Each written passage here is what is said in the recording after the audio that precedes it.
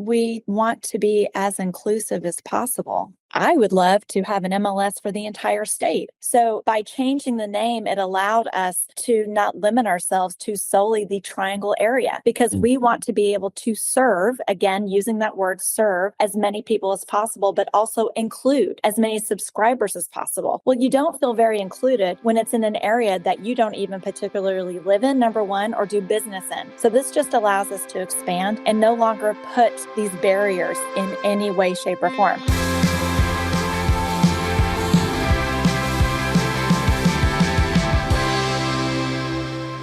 Hey, everybody. It's Matt Fowler again. I'm the executive director of Doorify MLS.com. Recently changed our name from Triangle MLS that we've been forever and ever. And we're going to talk about the rebrand and some other stuff related to Doorify and the MLS business today with our special guest, Chanel D'Aprix. Say hello, Chanel. Hey, how is everybody? Good to see you, Matt. Great. Thanks for joining us again, Chanel. The day we're recording this, I have no idea where you are. You're always on the road. I am. Just got back from Florida, but going to Nashville tomorrow. So today I'm in Chapel Hill. Oh, well, cool. Well, I'm glad you got a day at home. I'm out at the RESO Standards meeting in Frisco, Texas, just outside of Dallas today. Cool. The meeting, Frisco's really cool. We're at a hotel that's connected to the Cowboys training center or something. It's all Cowboys out here, which is fine. All about the Cowboys. Hit the Cowboy Club when you're out there. You'll love it. Yeah, I'll have to do that. The reason that we're here at RESO this week, I think would just astound our subscribers. And I want to talk to you about who Chanel is and what you do on the board. Before we get there, I'm going to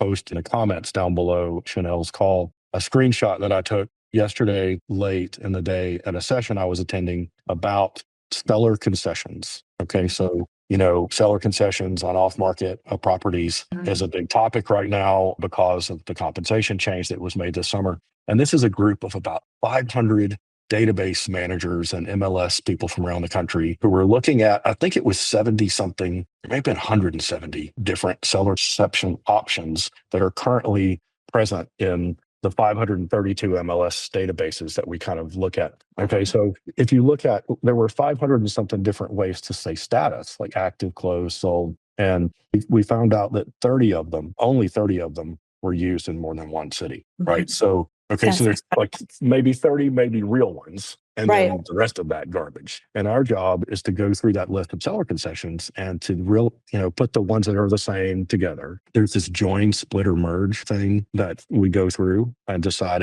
can it be joined with something else? Can it be deleted? Can it be merged with something? Or we do have to transform it into something else. That sounds just as exciting as I know I'm describing it as. And we spent 2 hours talking about this stuff, and then we have kind of a result. And that's why these meetings have been going on for so long. This is my 18th year of coming to these, and we're only in version 2.0, which is just coming out this fall. Oh my gosh. The work that goes into that is so that we can do the things that the subscribers are going to get to see next year. So in 2024, they got to kind of work at a building site. Yes. Metaphorically, we were building the thing. And it was not great fun to have to also work there. Exactly. Right. There's a lot going on. Noisy, metaphorically again. There's all the subs are there. Who knows what those guys are doing? I want our subscribers to understand the enormous amount of work that our staff and certainly our directors put into the work that we do. And as we get into talk about that, I've been asking everybody the same question. Tell our subscribers something that they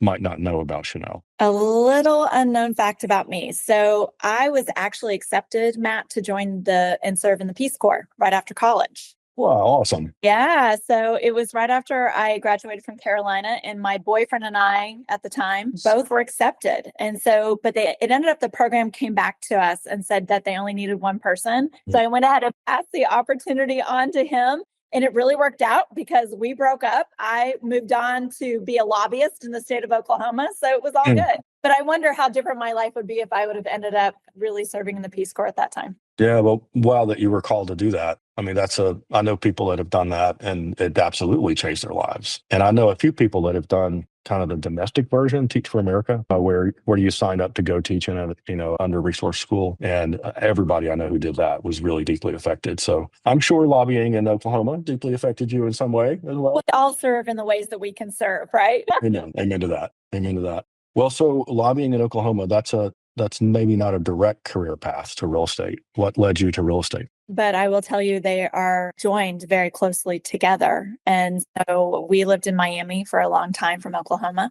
And I was in real estate in Miami. It was a little bit market there. And so when we moved to Chapel Hill, I actually moved into a neighborhood where there was a two broker in charges who lived there. And so we, of course, ran across each other at the pool. I started talking about what we did, and that's really came about. And so what I found is that practicing in the triangle was very similar to the sense of community that I felt in Oklahoma. And so very easy transition over to real estate in Chapel Hill. I've really loved it. That's great. That's great. So Miami, you said, was a really different market. You mean just the pace or the pace, how you negotiate deals, how many attorneys were involved in deals, it was just a very different way of doing business.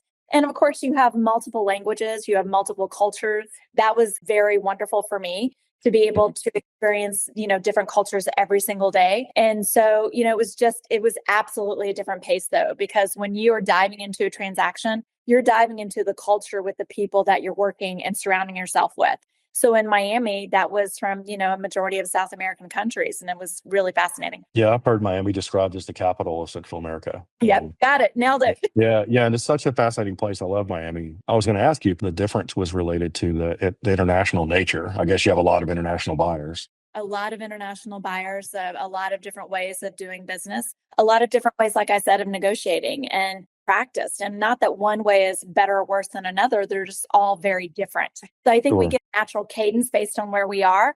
But in Miami, I was always on my toes. Yeah. Natural cadence. As the guy who made us update our tech stack, we break the natural sometimes because it needs breaking, right? But because I understand it's useful, like the forms, to have something you don't have to read every time, right? It's a standard thing. Everything else changes. Let's have one thing that doesn't, just to build efficiency. I get that. But, maybe to transition over to what we're doing inside the boardroom. The board hired me 3 years ago. They said, Matt, run this thing like a business. And I don't know that everybody understood what that meant. Me or them. Yeah, or them, you on the board. And I think we kind of found those things out together. I ran a software company for a long time, and certainly I use those techniques. I know how to do that one way. And we found that the board was ready for change, and that the board had actually made a selection to replace Paragon with the SBS Flex MLS system before hiring me. Yes. And that it didn't work out because of leadership changes at the MLS and all sorts of stuff. It just wasn't time. So that got kicked down the road even farther. So that when we released our choice project in November 2023, it was 10 years and 1 month from when we had released Paragon. So what hasn't changed in 10 years? I had an employee celebrate an anniversary the other day, and they'd been at Triangle Doorify so long that it was before Bruce turned into Caitlyn Jenner. I was like, the whole Kardashians. Not that that's a milestone for anything, but I was just Googling it, what happened in that year? Oh God, was that long ago? So it's just been so long, and we needed to change it. And after waiting for so long, changing it even more traumatic. We also hadn't changed the dues in forever, and that certainly needed doing. So, inside that room, maybe let's talk about it this way, Chanel. Inside that room, maybe tell us the story about deciding to bring in more than one. We really did that to try and honor the Paragon people so they didn't have to change. But just, walk us through that. Last January, we had to decide whether to fire Paragon or not because it wasn't working out well, and we didn't. We decided to put our head down and push through so that the Paragon people could stay with Paragon. Yes. And here we are a year later almost, and 76% of our subscribers are using the same system they used before. So I always like to say that not everybody loves vanilla ice cream, right? That's why we have a multitude of different ice cream choices. But ultimately, we're all here to serve our clients. And in order to do that, we need, in my opinion, the best technology possible in order to do so. So change is difficult for human beings, just in general.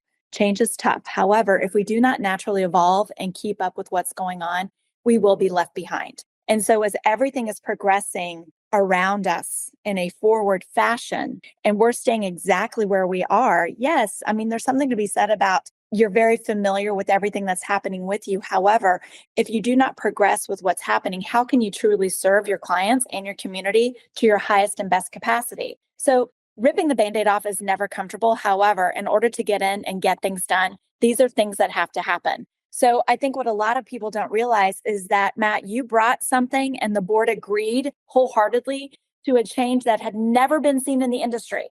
I don't know that people fully understand and can grasp how unbelievably amazing it is. So we chose to honor exactly the system that was in place, but we also chose to propel forward technologically to ensure that we could serve our clients in the best capacity possible. So we took the both of best worlds, in my opinion, the best ice cream flavors available, and made it a choice. So every single subscriber had the option to choose what they wanted. And so to me, I think that was the best that we could honor every subscriber who was a part of our system. Not everyone's going to be happy in any system all the time. That's a fact. But I feel like we really, really dug deep for multiple hours. This is not something that just came upon in a whim. This was literally something that we had been seeing this happening for years, not even months, for years, Matt. And Sure. so it finally came to the point where we had to make a choice. And I feel like the choice that was made really served everybody. I agree, obviously. And I think the really nice thing for the subscribers to hear is that we aren't going to be doing this again. That's right. This is a one-off thing where we translated our data to this national standards. We're not going to do that again. We brought in a new version of Paragon, and the Black Knight people will continue to evolve Paragon. They'll update it. They'll probably sunset some old version of Paragon and bring in a new version of Paragon. That's going to continue to happen. But what we did is going to let people just kind of go into the marketplace and say, while I find Paragon comfortable, there's this brand new AI magic thing where you just talk to it or you just upload the video and it fills out the form for you in 2 minutes. I saw a demo of that just recently. That's not science fiction. And previously, I would have gone to my Black Knight person and said, hey, I saw this amazing AI thing. And you just talk to your iPhone and it filled out the phone with you. And they would have patted me on the head and said, that's adorable, Matt. We'll get to that in. So bless your heart, Matt. Bless your heart. Yeah, it's adorable. What a cool idea.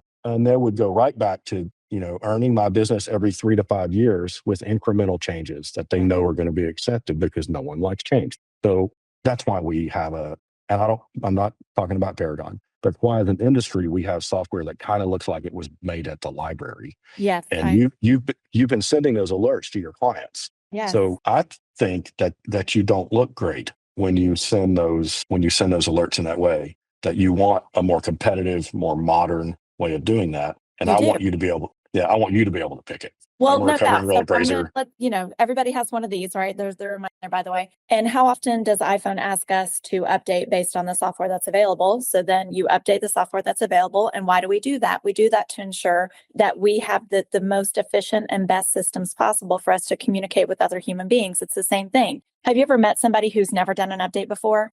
And they have all these issues with their phone and all these complications in their life. They start out small, but then they incrementally become larger and larger and bigger problems. So we are literally making these choices for subscribers to ensure that you are most up to date and can serve in the best capacity possible. Yeah, we have to. So we're stepping out of product selection at the MLS level. That's something the subscribers don't understand either, that we're not picking flex for you, right? We're specifically not doing that. What we're going to be doing to new members that join is we're going to be showing them which one is up to date, which one's fastest, which one's 1 second old, and which one's 30 minutes old. Yes. And there is that kind of difference. And we're just going to expose that and let you pick which one is best for you. Maybe let's transition, Chanel, and talk a little bit in our last 10 minutes here or so about why somebody would come into a room like we did this summer and say, let's change our name. So Triangle, everybody knows Triangle. There's Triangle everything. You listen to the radio, Triangle Spinal Care, Triangle Landscaping, Triangle Vet Center. But Triangle's part of 2 counties, and we're in 16 and hopefully growing. That's right. There's more to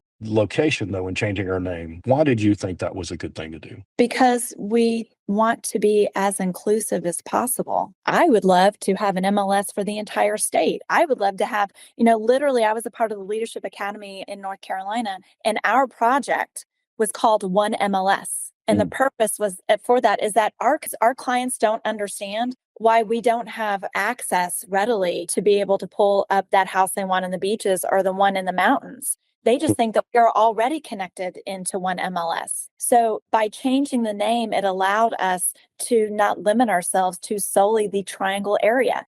because we want to be able to serve, again, using that word serve, as many people as possible, but also include as many subscribers as possible. Well, you don't feel very included when it's in an area that you don't even particularly live in, number one, or do business in. So this just allows us to expand and no longer put these barriers in any way, shape, or form. I always say real estate doesn't have a ceiling unless you choose to put one up, and we decide to remove the ceiling. Yeah, I've used the same metaphor sort of. It's like the map has edges. When you scoot out, Yes. the houses go away and they just have edges on it. And I want to changing the name is part of it is removing that geographic connotation to it. Charlotte changed their name to Canopy. MRIS changed their name to Bright. New England Regional changed their name to Prime. There's a ton of examples where people have done this. One key, hometown. I could keep going. And it's affirmative to us to see that other organizations saw the same thing that we did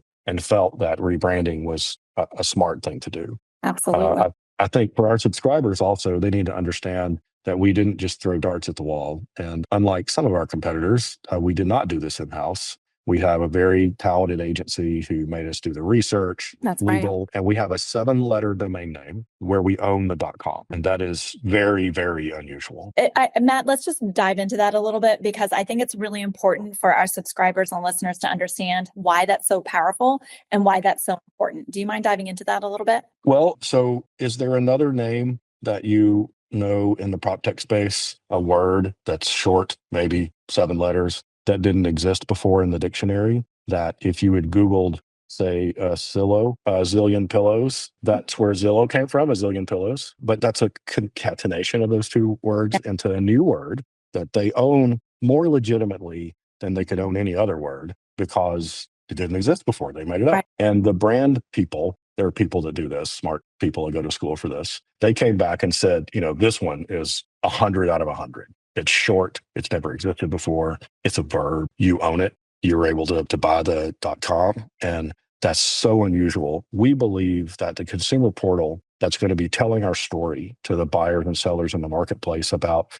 how compensation is negotiable and always has been, and how MLS is the most fair and open housing network in the world. And we can prove that. We need to talk about that and tell that story, because I don't think most subscribers understand that fully. And I know most consumers don't understand it. Right. And that's why Doorify is a consumer-facing brand. The subscribers maybe don't understand it entirely. Some of that is because it wasn't intended just for them. It's intended to interrupt the conversation that buyers and sellers are having about organized real estate. And they say things, if you stick a microphone in their face, that we prefer were left in the past. And for them to know about the value that we add and our commitment to affordable and accessible housing and to a better crime. I'm in Dallas today. I spend time in Charlotte and Atlanta. I don't want to live in those places because of the decisions that they made as the city grew out. That's right. And if Chapel Hill one day, maybe let's close on this. If Chapel Hill one day is subway stop and there is no, there are parks and stuff in between, but everything's built up. It's Brooklyn. And all of these little places that we love, Pittsburgh, Carver, the places that make the area unique and special. How do we preserve them? How can somebody, as a real estate salesperson, I manage a database?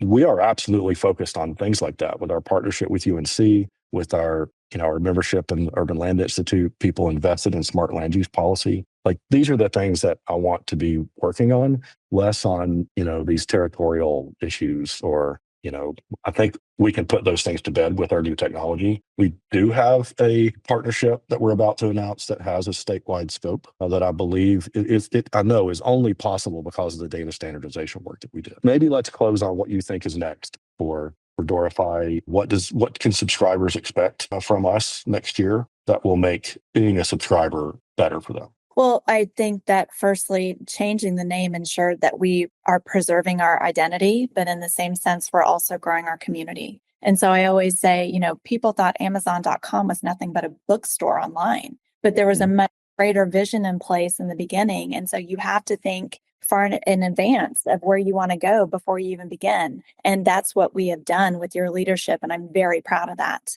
So we support realtors. And we do that by offering those cutting edge tools that streamline our work. I'm a realtor as well. That's my full-time job. So our mission at Doorify is just to equip agents with the technology they need to focus on really matters, right? Which is building relationships with our clients and then closing deals efficiently. So that is what Doorify MLS is going to continue to do, to deliver that top-notch service to clients and continue to build upon that. Yeah, that's the bottom line, is making member tasks easier is actually one of the written strategic objectives that we have. We have 5, and that's the one that got the second most votes at our last strategic planning exercise. The thing that got the most votes was improve subscriber satisfaction, which I think is almost the same thing as making member tasks easier. We are very, very focused on that. And 3/4 of our focus for next year is really on just removing those kind of friction points that make it just hard to do stuff. Some of that involves customer service. We've got a big new investment in customer service and the help desk, but also with just things that we know could work better.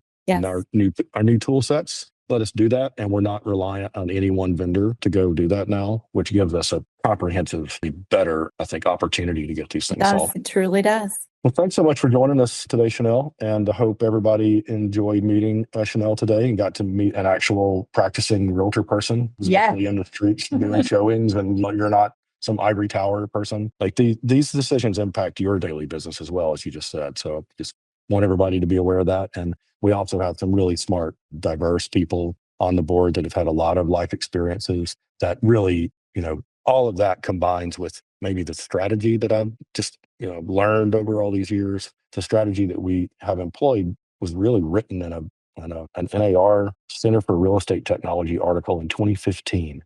So next year it's 10 years old. If you Google Bob Bemis front end of choice, you'll see the article, which was written in 2015. Yeah, I'll put it in the show notes too. Please do. It's a PDF. When you see it on the Google results, it's like a document you can link to, but it's out at NAR dot something, and you'll see it. And I didn't invent this plan. I just got tired of waiting for it to happen and had the opportunity to actually deploy the thing. And there's only just a few. And here at the end of our call, I'll get to announce that I heard downstairs at the meeting last night, I think, that Canopy have announced a relationship with Paragon. So they've been a CoreLogic market forever and ever, and they're going to be offering choice. Which, gosh, I wonder where they heard about that. I don't know. Interesting. Well, it's always a pleasure. We very much believe in your leadership and the direction that you and the board are taking Doorify MLS. And thank you. Thanks, Chanel. It's been a lot of fun. Couldn't do it without you. Absolutely. Talk to you soon. Bye. Bye.